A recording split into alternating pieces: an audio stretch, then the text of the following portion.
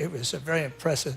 And the fact that the guy didn't have a gun, he had an AK-47 plus a 9mm pistol plus. From the sun-baked plains of the American West to the hushed corridors of film history, Clint Eastwood's emergence was as unexpected as it was fated. Born on May 31st, 1930 in San Francisco, he arrived into a world poised on the brink of transformation. His father, Clint Eastwood Sr., worked multiple jobs to support the family, while his mother, Ruth, infused their modest home with warmth and determination. Early on, young Clint learned the value of hard work and self-reliance, traits that would define his on-screen persona.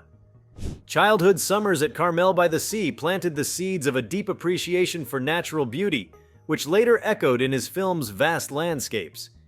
Yet behind the boyish grin and lanky frame lay a reticence that hinted at the steely resolve beneath. Before we start, smash the like and subscribe buttons for more updates. High school saw Eastwood wander from one endeavor to another, swimming, track, and even modeling. Yet nothing quite captured his imagination until he stumbled into acting. Drafted into the Army in 1950 during the Korean War era, he served at Fort Ord as a swimming instructor. Military life offered a disciplined structure, but it was in those poolside lectures that he first tasted the power of command and quiet authority. Discharged in 1953, he returned to California with GI benefits in hand and no clear direction. A chance audition for Universal Pictures led to minor television roles, and he found himself cast in bit parts in series like Highway Patrol and Rawhide. His boyish good looks and taciturn charm did not immediately mark him as a star. Rather, they hinted at potential still waiting to be shaped. The turning point came in 1959 when he landed the role of Rowdy Yates in the CBS Western series Rawhide. For 8 seasons, Eastwood rode horses across the screen, honing his craft in long days of shooting under scorching Arizona skies. He learned the rhythms of dialogue delivery, the nuances of facial expression, and the art of moving with invisible horses toward unseen horizons. When the series ended in 1965, many saw him as another cowboy actor flickering at the edges of television. Yet destiny, in the form of Italian producer Alberto Grimaldi and director Sergio Leone, had other plans. Leone's vision of the spaghetti western required a new kind of hero, one shaped by bullet holes and boundless landscapes, whose emotions lay buried beneath a weathered trench coat. Eastwood, newly christened the Man with No Name, embodied this essence. The trilogy of A Fistful of Dollars 1964, For a Few Dollars More 1965, and The Good, the Bad, and the Ugly 1966 shot him to international fame. His laconic drawl, half-smirk, and piercing gaze turned him into an icon of minimalist cool. Critics were divided. Some dismissed the films as style over substance, while others marveled at their innovative camera work and moral ambiguity. Audiences, however, embraced him wholeheartedly, and soon Hollywood came calling once more. Returning to the United States, Eastwood seized the momentum. He starred in Coogan's Bluff, 1968, playing a hard-charging Arizona deputy chasing criminals in New York City. The film's success paved the way for his most enduring role, Inspector Harry Callahan in Dirty Harry, 1971, with a .44. Magnum nicknamed the most powerful handgun in the world, Eastwood's Callahan transcended the genre to become a cultural force.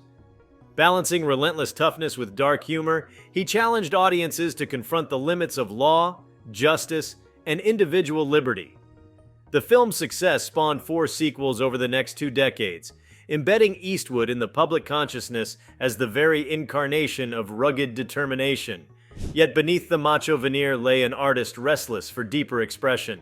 In 1971, he formed his own production company, Malpaso Productions, named whimsically after a mountain pass his father had traversed in California. With Malpaso's backing, Eastwood began to assert control over his career choices, selecting scripts that resonated with his sensibilities and gradually moving behind the camera. His directorial debut, Play Misty for Me, 1971, revealed a talent for building tension and exploring human vulnerability. The film, a psychological thriller about obsession and betrayal, showcased his willingness to delve into darker, more complex narratives.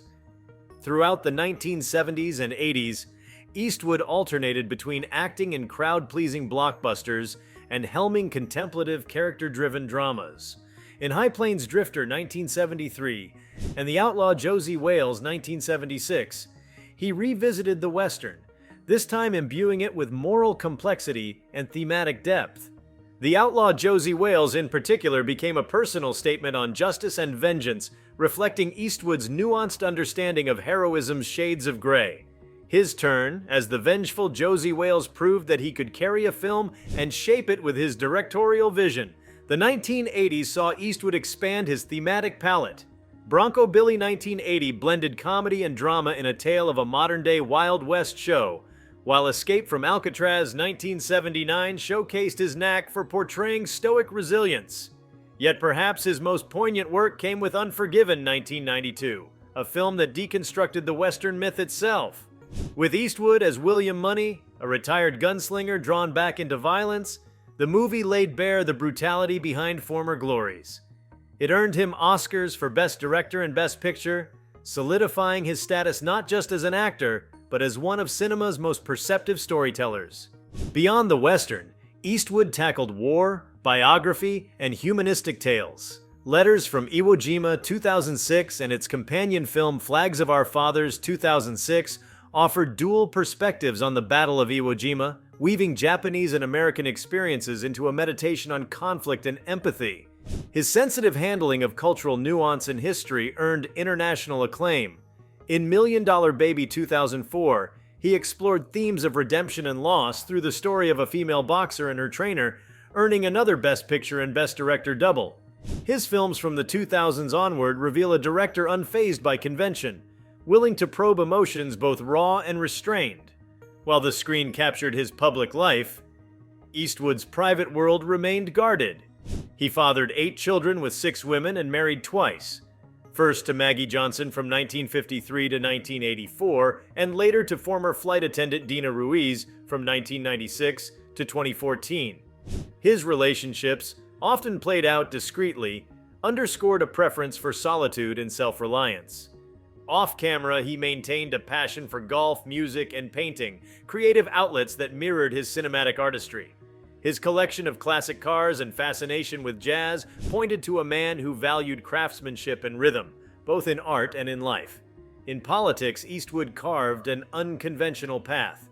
Aligning with conservative causes at times, he also endorsed Democratic candidates and spoke in favor of environmental conservation. His 2012 appearance at the Republican National Convention, featuring an empty chair addressed as President Obama, became emblematic of his iconoclastic approach. He never sought office himself, yet his remarks hinted at a belief in individual voice and direct action, qualities that defined his characters on screen. At heart, Eastwood's enduring appeal lies in his embodiment of contradictions. A solitary hero with deep empathy, a man of action who reflected quietly on mortality, a taciturn icon whose films spoke volumes. His on-screen laconicism belied a mind attentive to detail, the way sunlight fractured on a dusty road, the echo of footsteps in an empty adobe courtyard, the weight of a single bullet spinning through the air. Such moments, captured with precision, elevate his work from entertainment to poetry in motion.